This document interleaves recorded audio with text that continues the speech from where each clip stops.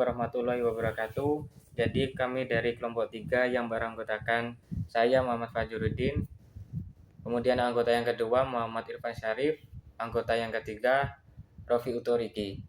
Jadi pada kali ini saya dan teman-teman akan menjelaskan jurnal penerapan algoritma a priori untuk mencari pola penjualan produk herbal.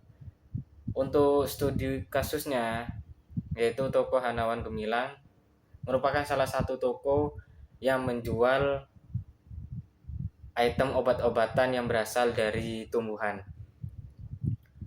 Jadi untuk pembahasan selanjutnya yaitu overview, kami akan menjelaskan beberapa bab. Untuk bab pertama yaitu pengertian metode algoritma a priori, yang kedua proses metode algoritma a priori, yang ketiga penghitungan dasar dan rumus matematika, yang keempat flowchart, yang kelima penerapan sistem, kemudian yang terakhir yaitu contoh manual. Memasuki pembahasan pertama yang akan dijelaskan oleh saya sendiri, yaitu dari pengertian algoritma a priori. Jadi definisinya itu adalah metode dalam data mining yang digunakan untuk menemukan hubungan antar item dalam suatu dataset. Nah, jadi intinya metode ini berguna untuk menghubungkan antar item ke item yang lain. Contohnya, untuk mengetahui apakah pelanggan yang membeli produk A, maka cenderung membeli produk B. Lebih gampangnya yaitu di sini ada contoh kasus nyata. Ada suatu pola yaitu pelanggan yang membeli kunyit putih dan bilberry carrot juga membeli garlic.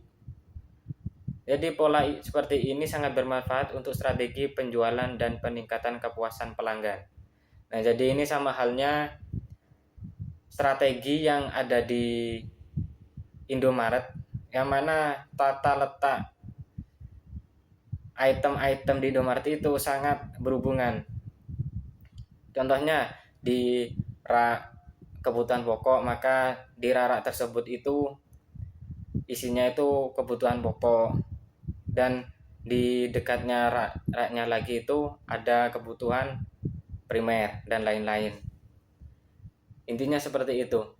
Sebelum memasuki pembahasan yang lebih jauh lagi, perlu diketahui bahwa algoritma a priori dan kecerdasan buatan termasuk cabang AI klasik khususnya dalam association rule learning. Kemudian yang kedua, metode ini fokus pada pencarian pola, reasoning, dan pengambilan keputusan. Kemudian algoritma a priori dan kecerdasan buatan, meski sederhana dibandingkan AI modern seperti deep learning, algoritma a priori ini tetap relevan dan berguna dalam analisis data berbasis aturan. Nah, jadi ada beberapa hal yang perlu diketahui. AI klasik itu merupakan AI pendekatan kecerdasan buatan yang berbasis aturan dan logika yang sudah digunakan sebelum era deep learning. Jadi untuk memahami AI deep learning itu harus paham AI klasik terlebih dahulu. Nah, AI klasik ini itu fokus pada sistem bakar, pencarian solusi, kemudian penalaran logis atau reasoning, kemudian yang terakhir pembelajaran aturan. Kemudian hubungan dari keempat hal ini dari jurnal kami itu hubungannya di penalaran logis. Jadi di metode kami itu memakai penalaran logis karena berhubungan dengan data-data yang akan kami hitung. Kemudian association rule learning tadi itu association rule learning itu kemudian definisi dari association rule learning itu adalah teknik dalam data mining dan machine learning klasik yang digunakan untuk menemukan pola atau hubungan antar item dalam kumpulan data besar. Jadi contoh sederhananya itu jika pelanggan membeli kopi dan gula, maka kemungkinan besar mereka juga membeli susu. Nah, jadi inti dari metode kami itu ada di contoh ini, inti sederhananya. Strategi ini tuh bisa meningkatkan penjualan dari toko apapun, toko sembako, toko obat-obatan dan lain-lain.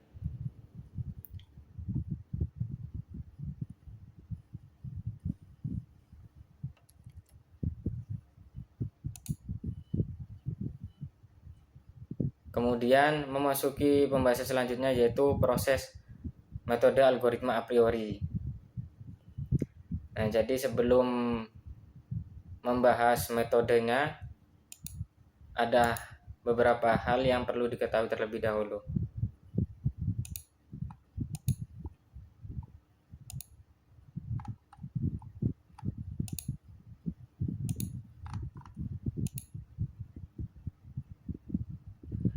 Untuk pembahasan selanjutnya yaitu proses data metode algoritma a priori. Nah, jadi untuk langkah-langkahnya itu ada 4. Untuk yang pertama yaitu tentukan nilai minimum support dan minimum confidence. Contohnya di data toko Hanawan Gumilang itu nilai minimal supportnya itu 10% dan minimal confidence nilainya itu 50%. Jadi patokannya itu ada di situ. Kemudian yang kedua, memasuki proses metode algoritma a priori. Kemudian pembahasan selanjutnya yaitu proses metode algoritma a priori. Itu metodenya itu ada 4 langkah.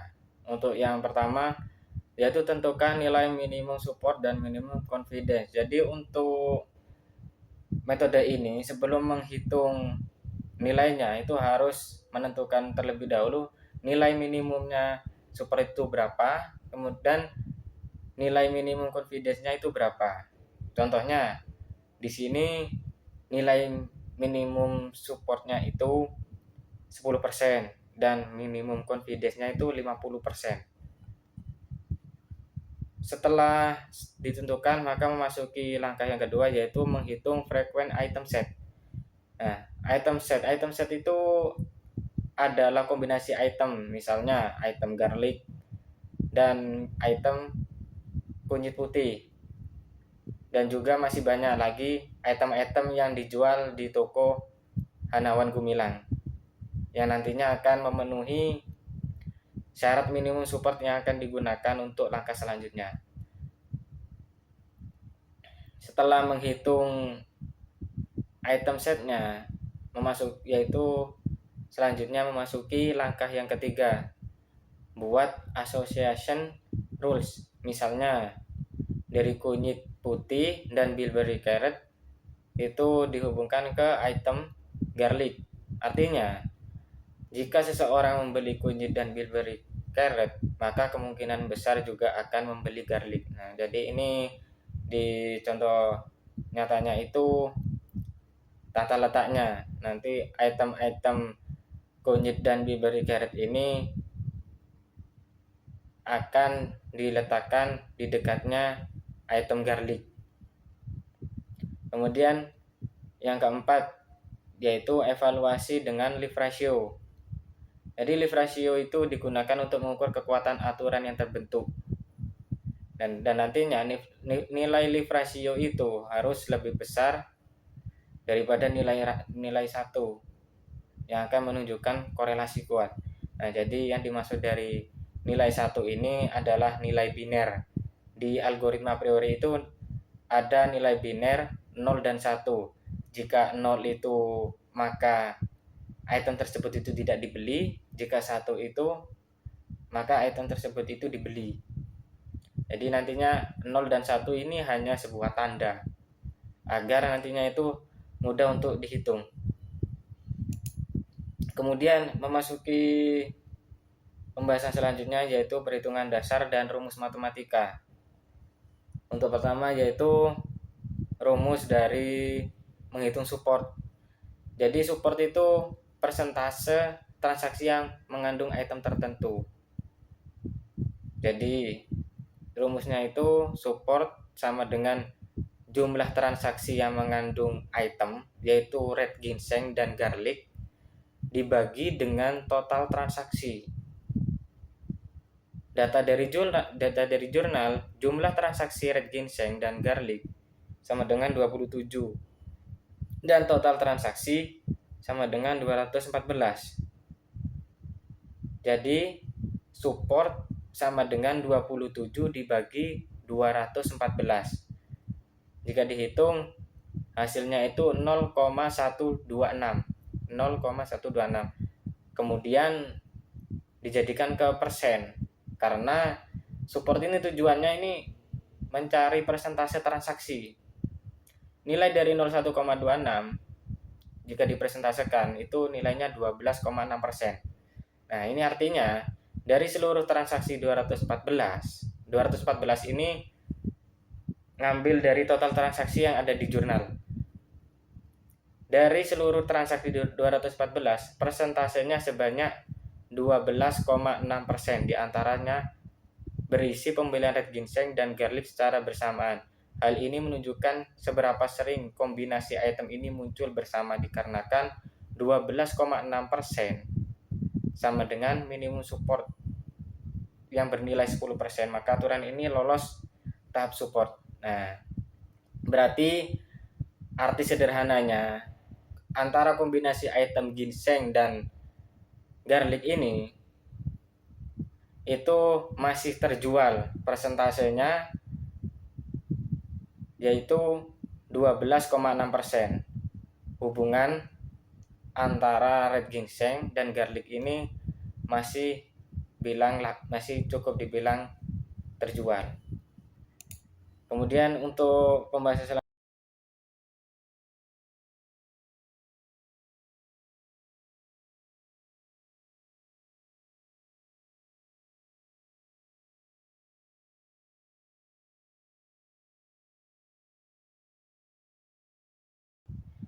selanjutnya yaitu menghitung rumus benchmark confidence. Rumus ini digunakan sebuah item itu muncul di semua transaksi.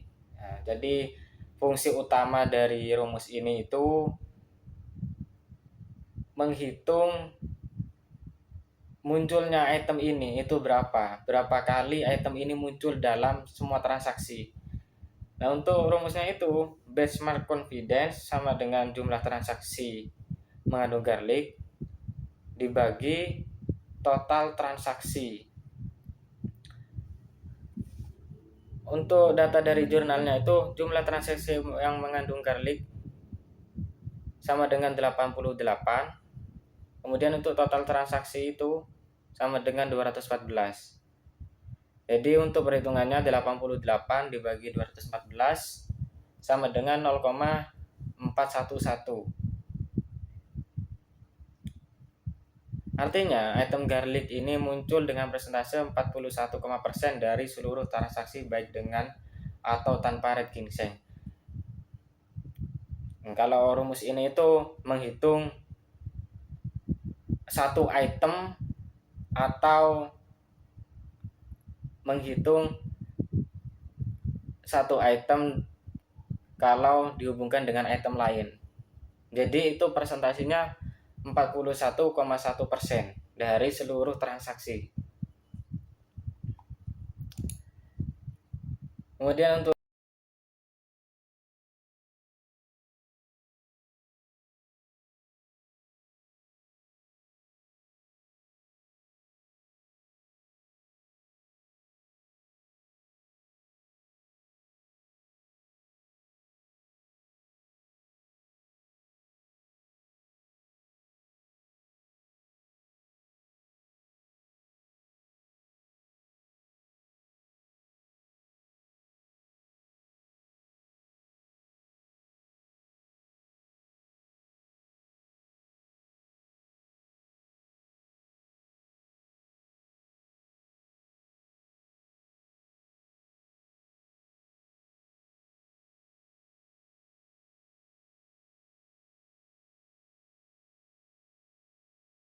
Kemudian selanjutnya yaitu menghitung leave ratio.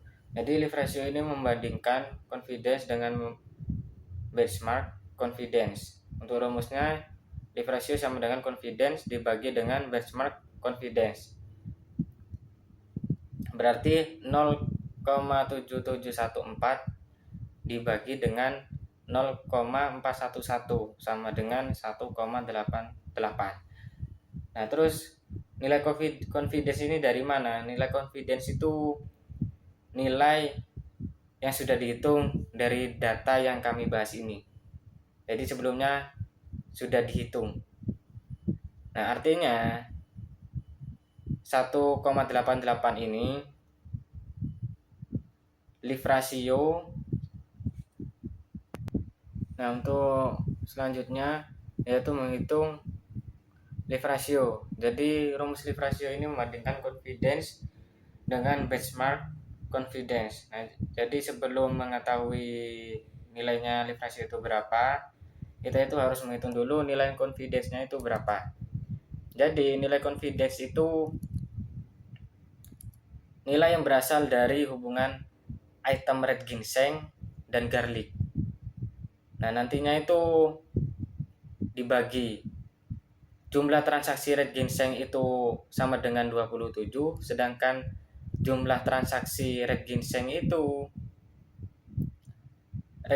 saja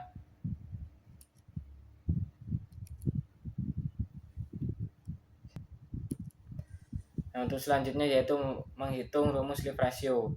Leave ratio itu membandingkan confidence dengan benchmark confidence. Di sini yang dihitung adalah red ginseng dan garlic. Ini yang dihitung adalah transaksi pembeliannya itu berapa. Nah, jadi sebelum mengetahui nilai dari leave ratio itu dihitung terlebih dahulu seberapa banyak orang itu membeli red ginseng dan garlic. Nah, jadi di jurnalnya itu jumlah transaksi red ginseng dan garlic itu ada 27, sedangkan orang yang membeli red ginsengnya saja itu ada 35. Nah, nantinya confidence itu rumusnya itu membagi dari kedua nilai tersebut, yaitu 27 dibagi 35, hasilnya itu 0,7714. Jadi confidence-nya itu 0,7714 dibagi dengan nilai benchmark confidence yang bernilai 0,411. Nanti itu hasilnya 1,88. Artinya leave ratio itu harus lebih besar dari nilai 1. Nilai 1 ini maksudnya itu adalah nilai biner. Jadi di metode algoritma a priori itu ada nilai biner 0 dan 1. Nilai biner 0 dan 1 ini hanya sebagai penanda. Kalau 0 itu item tersebut itu tidak dibeli, kalau biner 1 itu maka item tersebut itu terbeli atau terjual. Nah, jadi leave ratio lebih besar daripada nilai 1, menunjukkan bahwa pembelian red ginseng meningkatkan kemungkinan pembelian garlic. Kedua item tersebut tidak terjadi secara kebetulan, akan tetapi punya hubungan yang kuat. Nah, jadi perhitungan penjualan antara item garlic dan red ginseng itu hasilnya sudah pasti, yaitu 1,88. Kenapa kok pasti? Nah, jadi intinya itu nilai dari kedua item tersebut itu tidak terjadi secara kebetulan, karena nilai tersebut itu sudah dihitung memakai rumus matematika. Intinya seperti itu.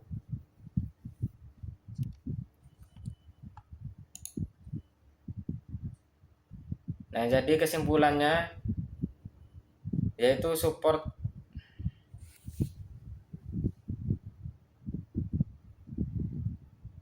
Nah, jadi kesimpulannya yaitu support itu menunjukkan seberapa sering item kombinasi itu terjadi. Kemudian rumus confidence itu menunjukkan kekuatan hubungan antar item. Benchmark confidence itu sebagai pembanding, dan leave ratio itu membuktikan bahwa hubungan ini memang terjadi, bukan kebetulan. Kemudian pembahasan selanjutnya yaitu flowchart yang akan dijelaskan oleh teman kami yang bernama Rofi Utoriki. Assalamualaikum warahmatullahi wabarakatuh. Perkenalkan, nama saya Rofi Utoriki.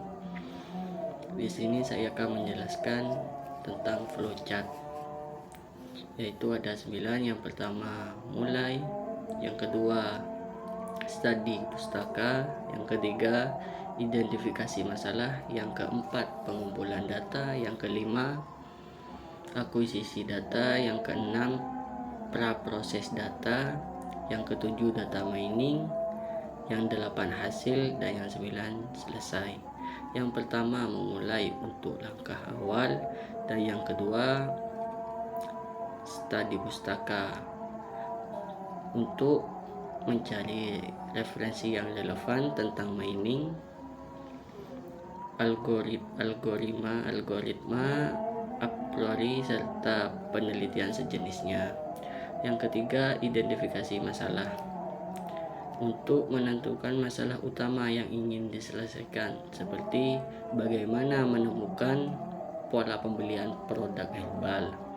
Yang keempat pengumpulan data, yaitu mengambil data transaksi penjualan produk herbal dari sumber yang tersedia.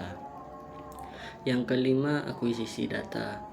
Akuisisi berguna untuk mengambil dan menyimpan data yang sudah dikumpulkan ke dalam format yang bisa diolah, misal di Excel dan CSV. Yang keenam praproses data. Praproses data yaitu ada 2. Yang pertama data wrangling untuk menyusun data ulang data agar rapi. Yang kedua pembersihan data berguna untuk mengubah data ke bentuk yang sesuai untuk proses mining, misalnya dari format teks ke tabel transaksi. Yang ketujuh data mining. Data mining yaitu proses inti di mana algoritma a priori digunakan untuk mencari frequent intensif, kombinasi produk sering dibeli bersama, dan membentuk aturan asosiasi. Yang kedelapan hasil, yaitu menampilkan pola atau aturan asosiasi dari hasil proses a priori. Yang 9 selesai. Proses penelitian berakhir dengan menyimpulkan hasil dan memberikan rekomendasi. Baik, kemudian pembahasan selanjutnya yaitu penerapan sistem yang akan dibahas oleh saya sendiri. Jadi penerapan sistem ini ada langkah-langkahnya.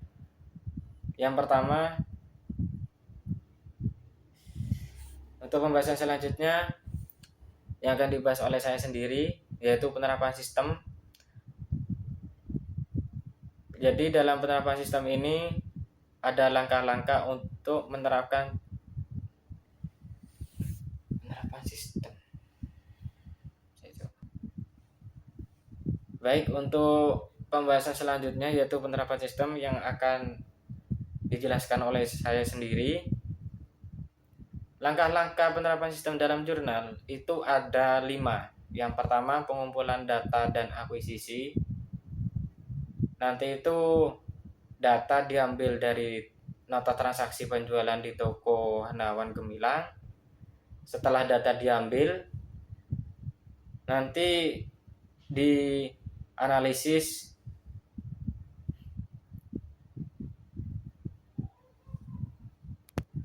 selanjutnya yaitu penerapan sistem yang akan dijelaskan oleh saya sendiri. Nah, untuk langkah-langkah penerapan sistem dalam jurnal itu yang pertama pengumpulan data dan akuisisi data. Data diambil dari nota transaksi penjualan di toko Hanawan Gemilang.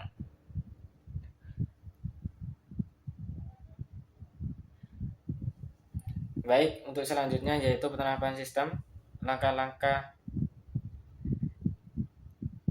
Baik, untuk selanjutnya yaitu penerapan sistem yang akan dibahas oleh saya sendiri. Nah, jadi untuk langkah-langkah penerapan sistem dalam jurnal itu ada 5. Yang pertama, pengumpulan data dan akuisisi data.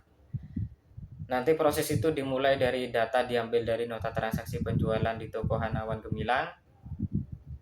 Data tersebut terdapat 214 transaksi dari bulan Agustus 2020 sampai Februari 2021. Kemudian data diolah lagi dan nantinya itu data hanya berisi ID transaksi, nama produk, tanggal, kuantiti, dan total harga. Kemudian untuk proses yang kedua yaitu untuk langkah yang kedua yaitu praproses data. Langkah ini tujuannya agar data siap diproses oleh algoritma. Nah, nanti di praproses data ini data dari yang berisi ID transaksi, nama produk, dan lain-lain itu diolah lagi. Dibersihkan datanya. Kemudian setelah dibersihkan datanya lebih singkat, data tersebut akan ditransformasikan. Kemudian yang ketiga yaitu penerapan algoritma a priori. Sebelumnya sudah saya bahas di slide sebelumnya.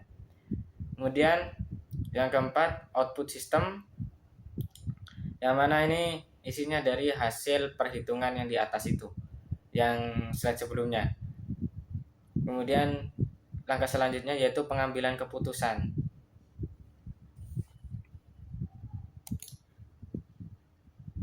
Untuk penjelasan selanjutnya yaitu contoh manual yang akan dijelaskan oleh teman saya Muhammad Irfan Syarif.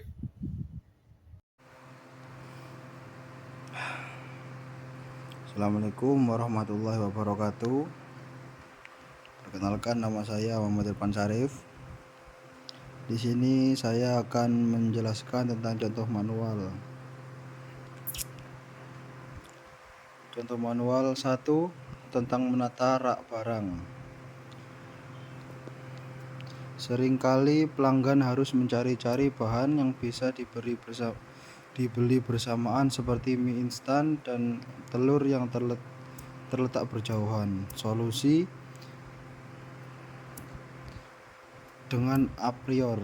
1. Jika hasil analisis menunjukkan bahwa pelanggan sering membeli mie instan dan telur secara bersamaan, maka pemilik toko bisa menempatkan telur dan mie instan di rak yang berdekatan. Kedua, membuat area paket hemat yang menggabungkan produk tersebut. Nomor 3, membuat label sering diberi bersama di rak yang sama. Manfaat: pelanggan lebih nyaman, belanja lebih cepat, peluang pembelian impulsif meningkat. Nomor 2, paket promosi atau diskon. Toko ingin meningkatkan penjualan produk tapi tidak tahu mana yang cocok dijadikan paket hemat atau diskon bundling. Solusi dengan a priori. Misalnya ditemukan pola, jika beli mie instan sering juga beli telur. Toko bisa membuat promosi seperti beli 5 bungkus mie instan plus 1 telur dan diskon 10%. Paket sarapan cepat berisi mie ayam, telur, dan teh celup. Manfaatnya meningkatkan penjualan kedua produk, mengurangi stok menumpuk, memberikan pengalaman belanja yang lebih menarik. 3. Manajemen stok dan persediaan. Masalah: kadang stok barang habis tiba-tiba atau terlalu banyak menumpuk karena tidak tahu pola permintaan pelanggan. Solusi dengan a priori. Jika data menunjukkan bahwa setiap kali stok mie cepat habis atau telur juga ikut menipis, maka Saat toko memesan mie instan, langsung juga pesan telur. Perkiraan stok berdasarkan pola kombinasi pembelian. Manfaat menjaga kehabisaan stok, menghindari dari penumpukan barang, efisiensi dari biaya penyimpanan. 4. Lapangan penjualan yang lebih cepat. Toko hanya memiliki jumlah penjualan tiap produk setiap terpisah, tidak memiliki hubungan produk solusi dengan a priori. Setelah menemukan aturan solusi antar produk, toko bisa menyusun laporan seperti 50% pembeli minyak goreng juga beli sabun cuci piring. Pelanggan susu bayi cenderung juga memilih vitamin anak-anak. Manfaat manajemen toko punya dasar logis untuk menentukan strategi promosi, penempatan, dan pengarahan barang. Singkatnya, hasil dari algoritma a priori membantu toko memahami pola pembelanjaan pelanggan yang kemudian bisa diterapkan untuk penataan toko dan promosi, pengolahan stok, dan strategi bisnis lainnya. Jadi dari penjelasan kami mulai dari pertama sampai contoh manual itu, kesimpulannya itu adalah algoritma a priori efektif digunakan untuk menemukan pola pembelian produk yang sering terjadi bersamaan di toko Hanawan Gemilang. Dengan menggunakan perhitungan support, confidence, dan leave ratio ditemukan bahwa kombinasi produk seperti kunyit putih dan bilberry carrot memiliki hubungan yang kuat dengan pembelian garlic. Pola ini dapat dimanfaatkan untuk penataan rak, promosi bundling, pengelola stok, hingga penyusunan laporan yang lebih strategis. Meskipun tergolong AI klasik, algoritma a priori ini terbukti relevan dalam membantu bisnis memahami perilaku pelanggan dan mendukung pengambilan keputusan berbasis data. Nah, jadi yang perlu digarisbawahi ini adalah penataan rak, promosi bundling, dan pengelolaan stok. Jadi penerapan sederhananya algoritma a priori itu seperti itu.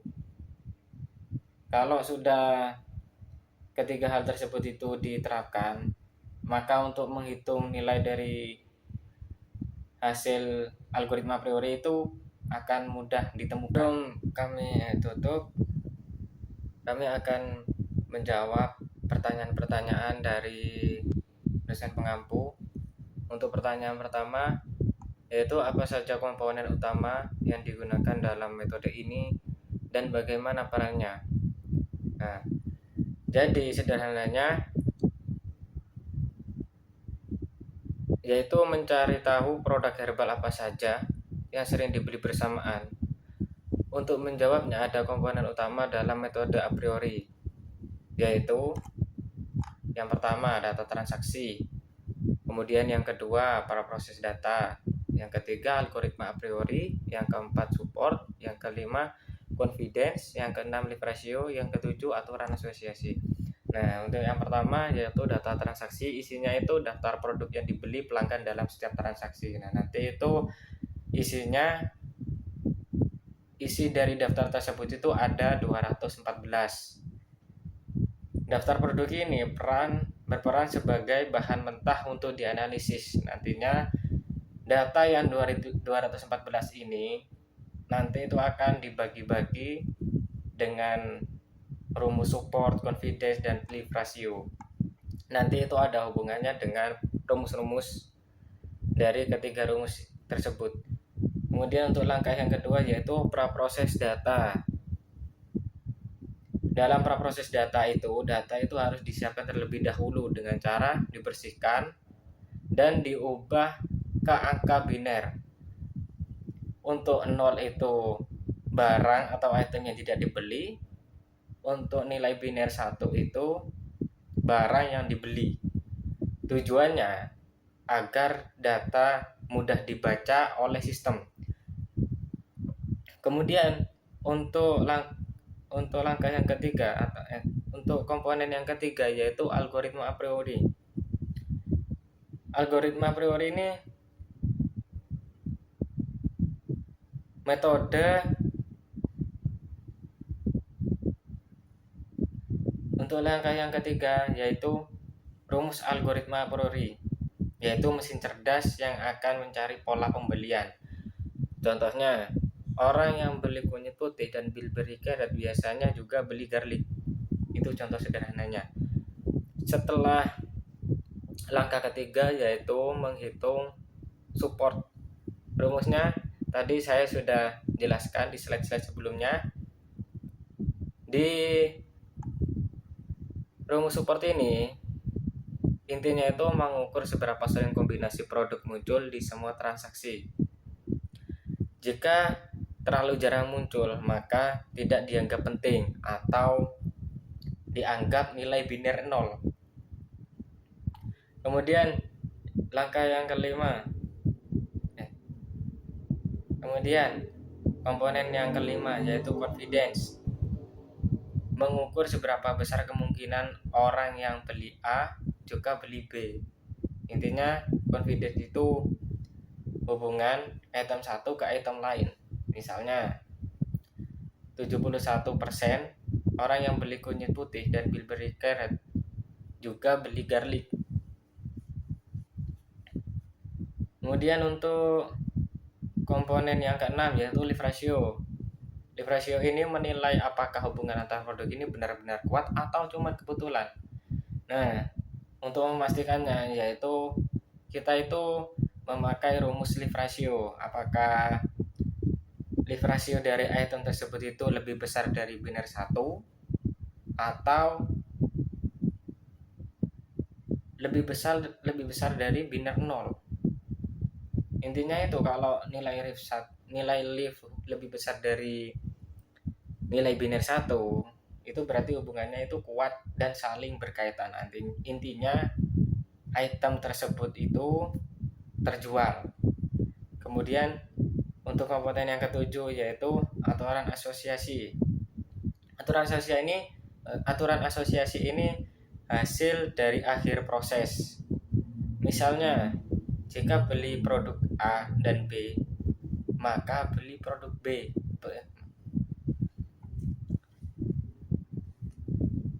Selanjutnya yaitu komponen yang ketujuh yaitu aturan asosiasi. Aturan asosiasi ini merupakan hasil akhir dari proses. Misalnya, jika beli produk A dan B, maka beli produk C. Jadi produk C ini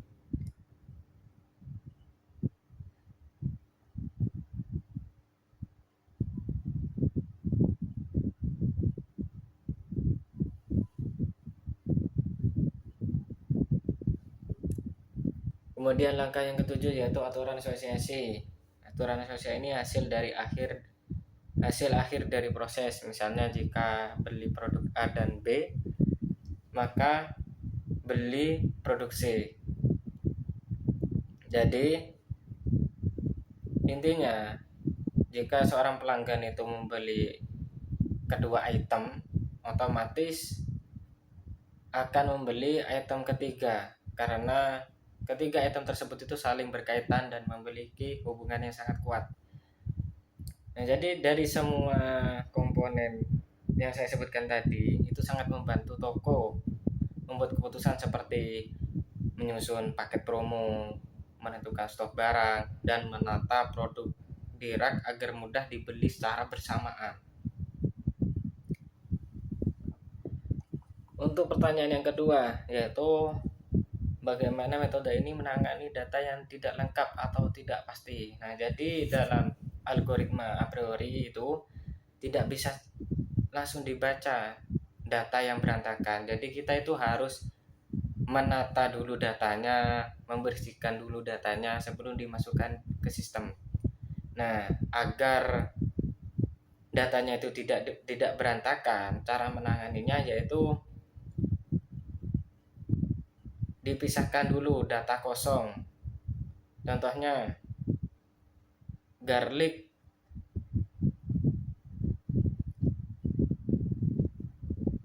Nah, untuk cara menata data yang berantakan yaitu langkah pertama, dibuang atau diganti dengan angka 0. Nah, untuk cara menangani kasus tersebut atau cara membaca data yang berantakan yaitu mengkosongkan data yang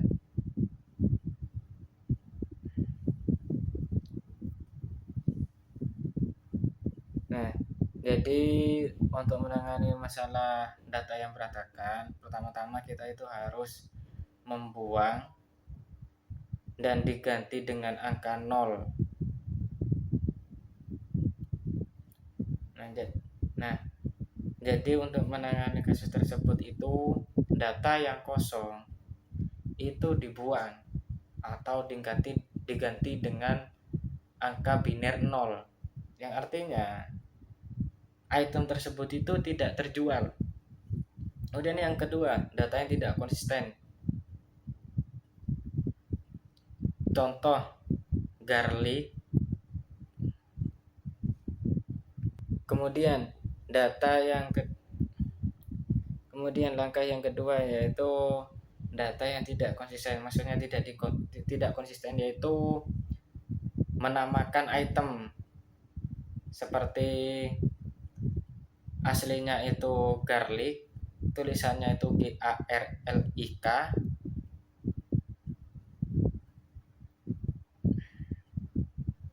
Langkah yang kedua yaitu data yang tidak konsisten. Contohnya dalam penamaan data. Jadi sebelum menghitung hasil dari algoritma a priori itu, pastikan dulu datanya itu pasti, namanya itu harus konsisten. Jadi untuk kemudian selanjutnya yaitu data yang tidak konsisten. Maksudnya data yang tidak konsisten itu penamaan data itu harus konsisten, tidak berubah-ubah agar sistemnya itu tidak bingung menghitung data. Khawatir kalau datanya tidak konsisten. Yang kedua, selanjutnya langkah yang kedua yaitu data yang tidak konsisten. Maksudnya dalam penamaan harus konsisten. Kalau garlic ya garlic, tidak boleh diubah-ubah agar sistem itu atau rumus itu mudah untuk menerapkan perhitungan dari item tersebut. Kemudian yang ketiga yaitu data yang ambigu atau tidak jelas. Solusinya yaitu dihapus saja agar tidak. Selanjutnya yaitu pertanyaan yang kedua, bagaimana metode ini menangani data yang tidak lengkap atau tidak pasti. Nah, jadi sebelum menjawab algoritma a priori ini, perlu diketahui algoritma a priori ini tidak bisa langsung baca data yang berantakan. Jadi kita itu harus membereskan dahulu data sebelumnya. Sebelum menjawab pertanyaan ini, perlu diketahui bahwa algoritma a priori ini tidak bisa langsung baca data yang berantakan. Jadi sebelum menghitung, datanya itu harus ditata terlebih dahulu. Setelah datanya itu dirapikan, maka persoalan tersebut akan mudah untuk dipecahkan. Nah, untuk cara menanganinya yaitu ada 3 langkah. Yang pertama yaitu data yang kosong. Untuk menangani data yang kosong itu dibuang atau diganti dengan angka 0, yang artinya nanti item yang tidak terjual atau kosong itu diganti dengan angka 0, yang artinya itu item yang tidak terjual. Kemudian langkah yang kedua yaitu data yang tidak konsisten. Data yang tidak konsisten ini Yang dimaksudkan yaitu penamaan item. Jadi agar rumus mudah diterapkan, penamaan item itu harus konsisten, tidak boleh diubah-ubah. Kemudian langkah yang ketiga, data yang ambigu atau tidak jelas. Kalau ada data yang ambigu dan tidak jelas, alangkah baiknya data tersebut itu dihapus agar tidak mengganggu hasil dari perhitungan. Yang ketiga yaitu data yang ambigu dan atau yang ketiga. Selanjutnya yang ketiga yaitu data yang ambigu atau tidak jelas. Untuk menangani hal tersebut, alangkah baiknya data tersebut itu dihapus agar tidak mengganggu hasil dari perhitungan rumus-rumus seperti support, confidence, dan yang ketiga yaitu data yang ambigu atau tidak jelas. Kalau ada data yang ambigu atau tidak jelas, alangkah baiknya itu dihapus agar tidak mengganggu proses menghitung dari satu item dan item lainnya. Contohnya dari kasus yang tadi saya sebutkan itu ada dua. Yang pertama, kalau ada transaksi yang cuma isi vitamin tanpa jumlah vitaminnya itu berapa, atau contoh kasus nyatanya dari persoalan tersebut, seandainya ada transaksi yang cuma isi garlic tapi jumlahnya itu tidak ditemukan, tidak pasti, maka jumlah tersebut itu atau data tersebut itu dihapus. Kemudian kasus nyata yang kedua yaitu produk yang ditulis salah eja, maka agar sistem itu tidak bingung atau rumusnya itu tidak bingung, produk yang ditulis itu harus dibenahi terlebih dahulu. Setelah dibersihkan, baru datanya diubah jadi angka 0 dan 1, lalu bisa diproses oleh algoritma a priori. Jadi, intinya dari jawaban pertanyaan ini itu, sebelum menghitung dari item-item yang akan dijual, maka jadi inti dari jawaban ini itu sebelum menghitung data-data yang sudah diambil, maka data-data itu harus dikoreksi lagi untuk dibereskan dan dibersihkan dulu mana data yang pasti, mana yang tidak pasti.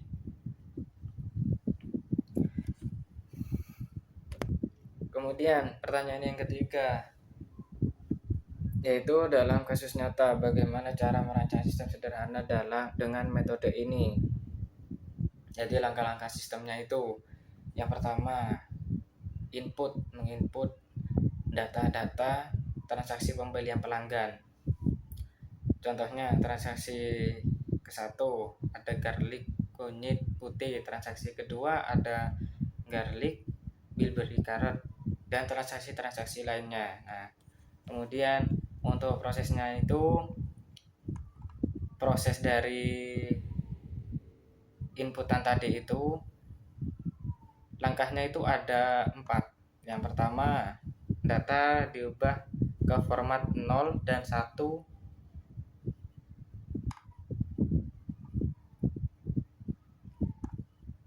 Untuk pertanyaan selanjutnya yaitu dalam kasus nyata bagaimana cara merancang sistem sederhana dengan metode ini.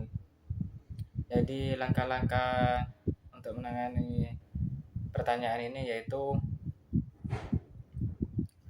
menginput transaksi pembelian pelanggan. Contohnya transaksi 1 garlic dan kunyit, transaksi kedua garlic dan bilberry carrot.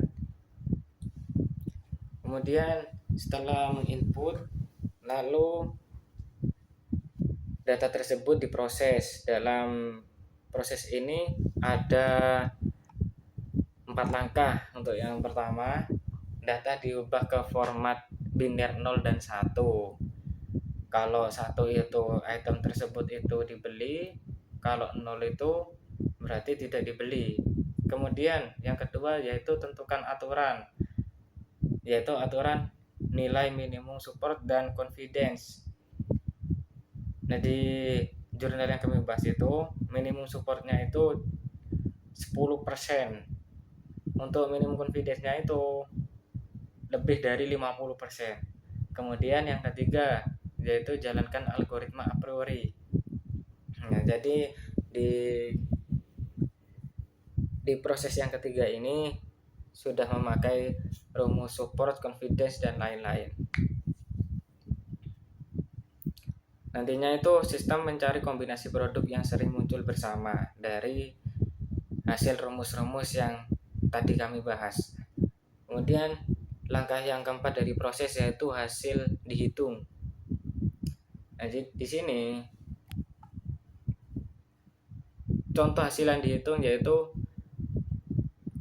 kalau beli kunyit putih dan diberi karot, kemungkinan besar juga beli garlic.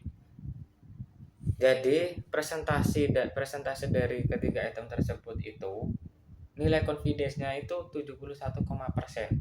Jadi maksudnya itu 71% itu persentase ketiga item tersebut itu dibeli. Kemudian setelah nilai confidence-nya itu ketemu, nanti menghitung leave ratio-nya. Setelah dihitung-hitung leave ratio-nya itu ketemu 1,7, yang artinya hubungannya itu kuat. Kenapa kok kuat? Karena nilai 1,7 itu lebih besar daripada nilai biner 1, maka item-item ini itu pasti terjual.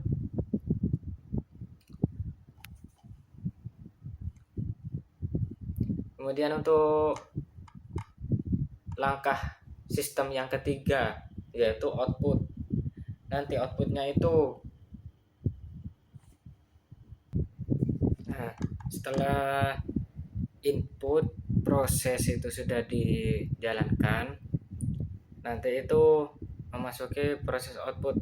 Nanti outputnya itu dari rumus-rumus yang sudah dihitung itu bisa digunakan untuk menyusun paket hemat produk herbal, kemudian menata rak agar produk yang sering dibeli bersama didekatkan, kemudian yang terakhir menyiapkan stok produk yang paling sering dibeli. Maksudnya itu menyiapkan stok produk yang paling sering dibeli bareng. Nah, itu. Jadi kesimpulannya itu metode a priori punya beberapa komponen penting, data. Jadi kesimpulan singkatnya itu metode a priori punya jadi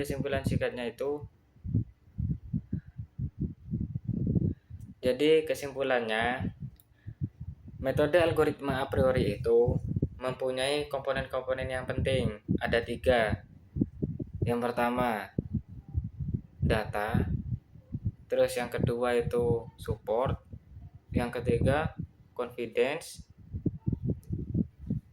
Kesimpulannya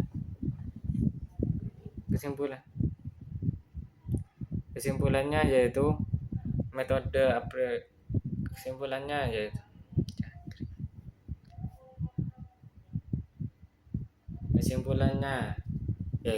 metode algoritma a priori mempunyai beberapa komponen yang penting seperti data, support, confidence, leave. Nah, nanti itu sebelum diproses. Nah, jadi kesimpulan dari pertanyaan-pertanyaan di atas yaitu yang pertama, metode a priori mempunyai beberapa komponen yang penting yaitu data, support, confidence, dan leave. Kemudian yang kedua, sebelum diproses, data harus rapi dulu, tidak boleh kosong atau berantakan. Kemudian yang ketiga, dalam dunia nyata algoritma a priori bisa membantu toko menganalisis pola belanja pelanggan dan membantu pengambilan keputusan bisnis.